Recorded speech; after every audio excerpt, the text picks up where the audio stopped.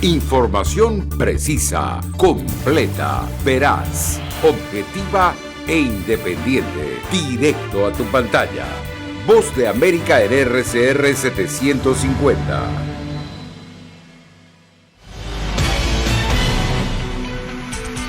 Hola, ¿qué tal? Bienvenidos a B360. Les saluda Cristina Caicedo Smith. Estados Unidos atraviesa uno de sus periodos más oscuros en cuanto a economía se refiere. Estoy sorprendido. Altos precios del combustible y de los alimentos ponen en alerta a la Casa Blanca. Estos no son tiempos normales. Bajen el precio que cobran en las gasolineras. Háganlo ahora, háganlo hoy. Do it today. Que si tú ibas hace 2 años con $100 al automercado, llenabas el carrito, y ahora vas y solamente llenas el pedazo del carrito donde van los niños. Mientras sigue en el tapete una temida pregunta. ¿Podría llevarnos a una recesión? Ciertamente, es una posibilidad. En B360 analizamos la realidad de una de las potencias del mundo que podría descarrilar las economías del continente. Estados Unidos atraviesa uno de sus periodos más sombríos en cuanto a economía se refiere. Solo esta semana indicadores económicos aseguran que la economía nacional se contrajo en un 1,6% en el primer trimestre de 2022, lo que augura una posible recesión. Los efectos de la pandemia y la guerra en Europa del Este son algunos de los factores que ponen más presión sobre economías debilitadas a nivel mundial. ¿Qué hace la Casa Blanca para intentar detener el aluvión inflacionario que amenaza con una posible recesión?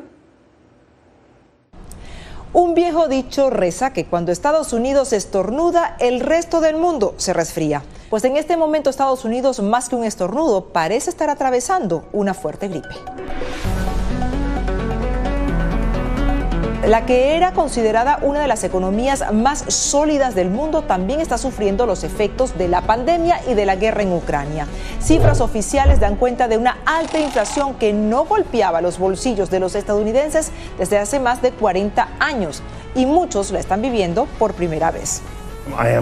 Estoy sorprendido. Estoy sorprendido de lo aparentemente fuera de control que parece estar. Que si tú ibas hace 2 años con $100 al automercado, llenabas el carrito, y ahora vas y solamente llenas el pedazo del carrito donde van los niños. Y es que, como advierten los expertos, hasta hace algunos meses muchos aspectos clave de la vida económica en Estados Unidos eran áreas donde la preocupación no tenía cabida y donde el fantasma de una posible recesión no era un punto de interés. ¿Podría llevarnos a una recesión? Ciertamente, es una posibilidad. Precios récords de la gasolina, alto costo de los alimentos y bienes vitales, grandes ciudades que no consiguen gestionar la crisis de los sin techo, estantes de fórmulas para bebés a menudo vacíos y la dificultad o casi imposibilidad de hacer realidad una soñada vacación de verano son ingredientes de un combo nada atractivo que pone al descubierto aún más las enormes brechas políticas que pintan un panorama incierto de cara a las elecciones de medio mandato. Estos no son tiempos normales. Bajen el precio que cobran en las gasolineras. Háganlo ahora, háganlo hoy. Do it today. Para la administración Biden, gran parte de la culpa recae sobre su homólogo ruso y su avanzada bélica en Ucrania. Y con la guerra de Rusia aumentando la inflación en todo el mundo, tenemos que trabajar juntos para mitigar las consecuencias inmediatas de esta crisis. Aunque para el Kremlin la razón de la inflación mundial no tiene nada que ver con el conflicto. Son el resultado de errores sistémicos por parte de la actual administración de Estados Unidos y la burocracia de la Unión Europea. Hagamos cuentas. Durante los últimos meses, la administración Biden ha hecho uso de los poderes en tiempos de guerra bajo la Ley de Producción de Defensa.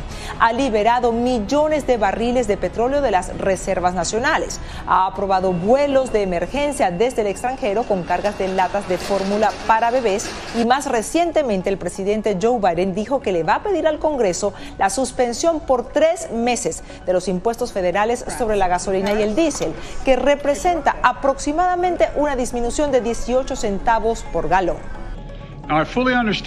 Entiendo completamente que una exención del impuesto a la gasolina por sí sola no solucionará el problema, pero brindará a las familias un alivio inmediato. Solo un pequeño respiro mientras continuamos trabajando para reducir los precios a largo plazo. Esos 18.4 centavos de rebaja no son más que un saludo a la bandera. Es lo que está buscando, que en este periodo, porque esta es la época que se consume más gasolina en los Estados Unidos por la temporada de verano, por las vacaciones, si no toma esta medida de que el precio pasa a los $5 y podría estar en los 5.50 el galón, y eso le afectaría en su gestión. En la Fed entendemos las dificultades que está causando la alta inflación. Y a todas estas, la Reserva Federal de Estados Unidos, más conocida como la Fed, le intenta salir al paso a la crisis, con una jugada que, aunque estratégica, ha sido impopular: aumentar las tasas de interés en 3/4 de puntos porcentuales, la medida más amplia que se ha decretado desde 1994. La inflación obviamente ha sorprendido al alza durante el año pasado y podrían venir más sorpresas. Pero ¿qué hace exactamente la Fed y por qué es tan crucial su actuación en este momento?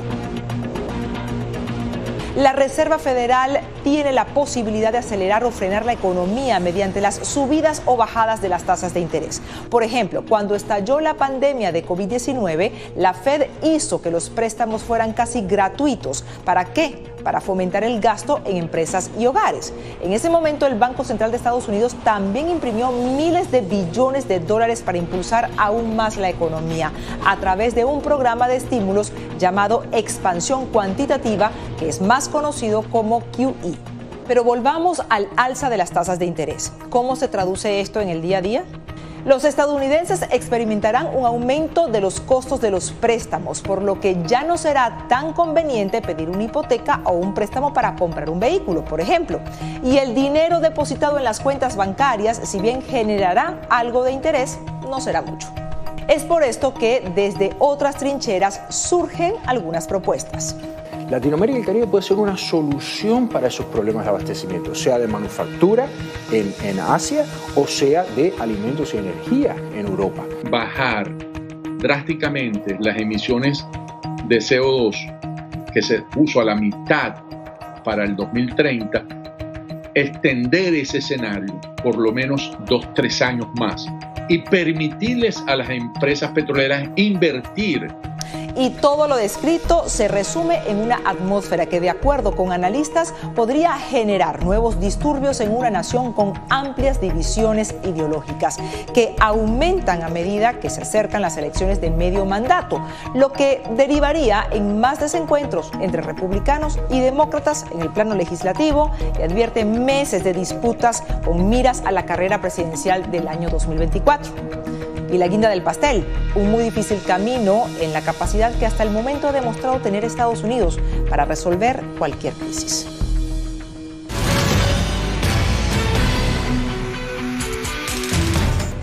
La crisis migratoria en la región, creada a partir de la masiva movilidad de personas en busca de mejores condiciones de vida, intenta lograr alivio en España, el país que sigue siendo el principal destino en Europa para migrantes latinoamericanos.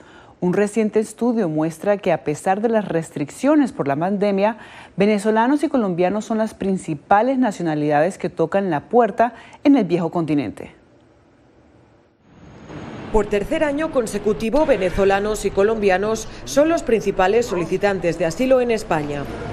Sin embargo, el más reciente informe de la Comisión Española de Ayuda al Refugiado indica un significativo descenso en las solicitudes de estas dos nacionalidades.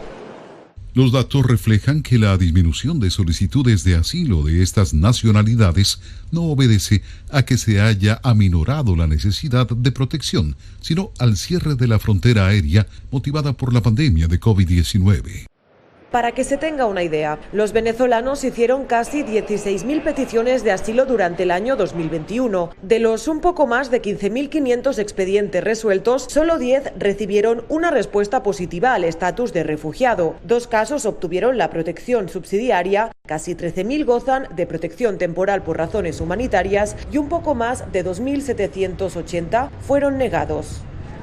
Según expertos, las resoluciones negativas se deben en muchos casos a que los venezolanos emigran a otro país antes de decidir residenciarse en España.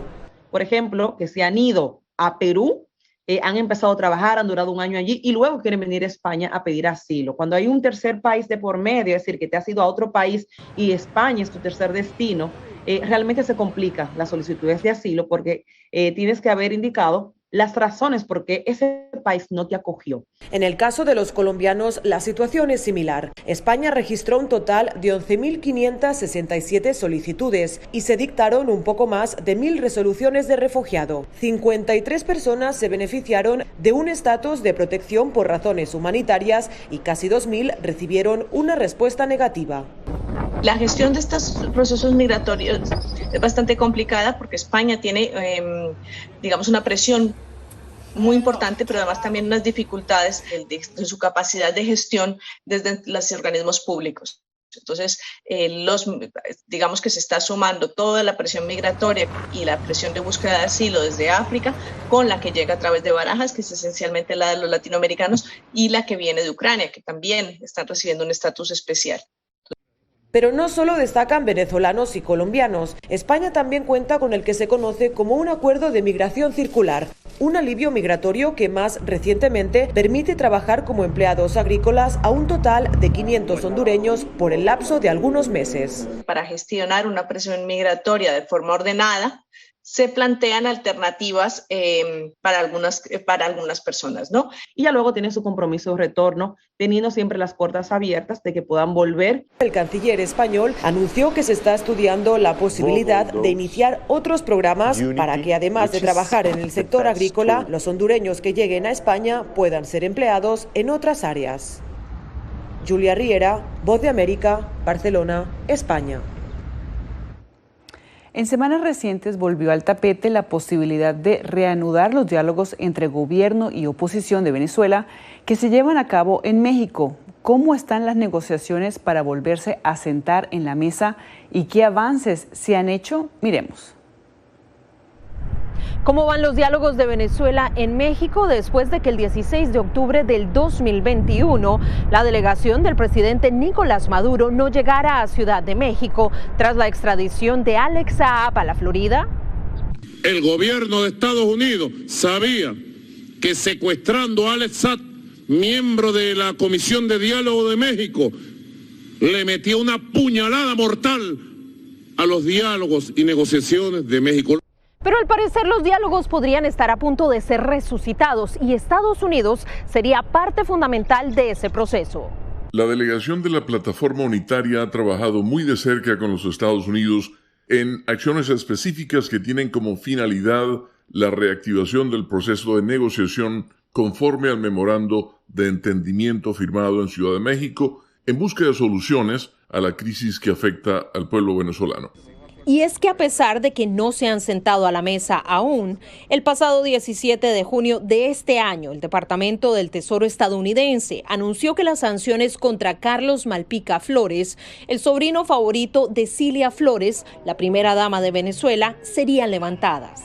Estamos 100% en apoyo de un diálogo que sea liderado por los venezolanos, no a uno en donde los Estados Unidos imponga condiciones, y la política nuestra es muy clara, que estamos totalmente dispuestos a levantar la presión de sanciones, pero en base a pasos concretos.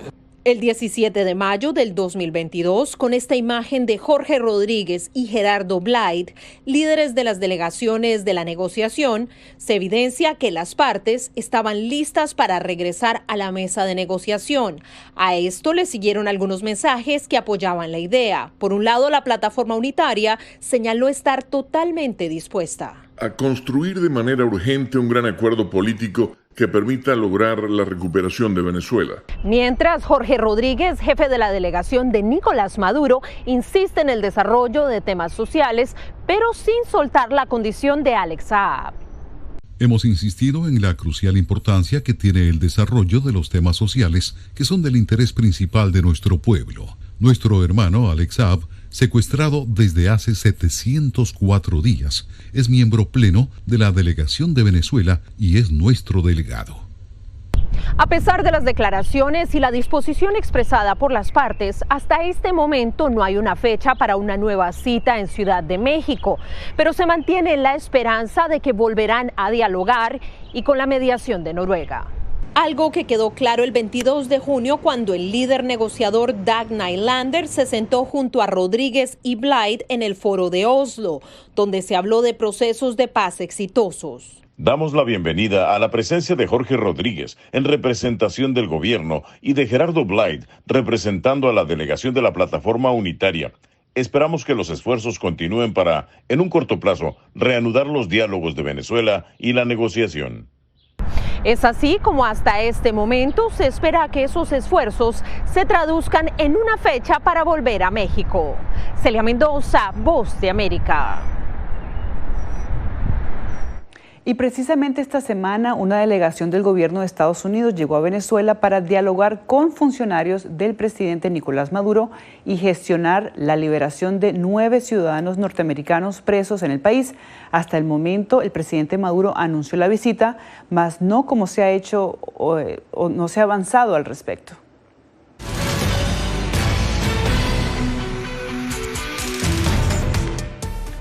En un mundo de información globalizada se presenta la cohabitación obligada de redes sociales y el periodismo tradicional. Analistas apuntan a que si bien la tecnología es una herramienta de valor, sobre todo para efectos de la inmediatez, los generadores de contenido podrían colaborar a veces sin saberlo a una campaña de desinformación. Algunos expertos nos dicen que para los profesionales de los medios el periodismo le llegó el momento de cambiar. Lecturas versus retweets, likes versus rating. Las redes sociales y diversas plataformas digitales traen nuevas voces a la discusión sobre cómo debe plantearse y distribuirse la información en tiempos modernos. El periodismo tiene que especializarse, profundizar más, creo yo, investigar más y dejar un poco a las redes ese tema de la inmediatez, y la mejor forma de competir es haciendo un periodismo más profundo y más cercano a la gente. Según expertos, a la despiadada carrera por ser influencers se suma la desinformación, generada en parte por la inmediatez a todo costo. Y en América Latina, la condición se agrava porque la desinformación viene muchas veces de las fuentes oficiales. También ocurre que en países donde la prensa es perseguida, el consumidor migra a las redes y demás plataformas digitales en busca de información. Y allí, al no haber regulaciones en el contenido que se expone en la aldea global, se penetra a un terreno incierto. El tema es muy importante, es un tema delicado y álgido también, porque los influencers se sienten con ese derecho y ese poder a través de esta pantallita de cristal a decir lo que a ellos les provoque, y como son personas que son seguidas por millones de otras que no se interesan en confirmar si esa información es real o no, lo dan como cierto. Y ese es el peligro. Cuando se cruzan las líneas entre la fama, la intención de obtener likes en las redes sociales, tener una cantidad de seguidores, ahí es donde se complica, porque un periodista que se convierta, por ejemplo, en un influencer, tiene la ética, tiene el entrenamiento para traerle a la persona y a sus seguidores la información que sabe que va a contrastar. Cuando otras personas entran a ese mundo y quieren hacer lo mismo, no tienen el entrenamiento, no tienen la ética del periodista, y entonces no van a presentar una información cierta y le van a contribuir al mundo de la desinformación y de las fake news. A esa decisión de rechazar o descalificar, yo creo que ya tendríamos que pasar a la fase de mutua colaboración, en donde el periodista puede decir, mire, usted tiene un acceso o un conocimiento que yo no tengo, yo tengo el profesionalismo que usted no tiene. Hagamos una mutua colaboración. En estos tiempos, la realidad informativa se traduce en mucha oferta para complacer a una demanda exigente, diversa y de consumo en píldoras. Y ante esto salta la pregunta: ¿qué hace que alguien crea más en un chat de WhatsApp que en un medio tradicional? Expertos apuntan que la etapa que viene es la de crear confianza en los consumidores de la información que los periodistas generan. Yo creo que si nosotros podemos empezar a entender, a influir también y a discutir el rol de la tecnología y de esas redes sociales en la difusión de información, creo que sería mucho mejor que simplemente condenarlas o demonizarlas. Pero yendo más allá de la diatriba contra las redes sociales, expertos señalan que la modernidad plantea cambios que impulsan la transformación del contenido en producto, y así habría que comenzar a verlo, al menos para dar un primer paso. Catherine Rivera, Voz de América, Washington.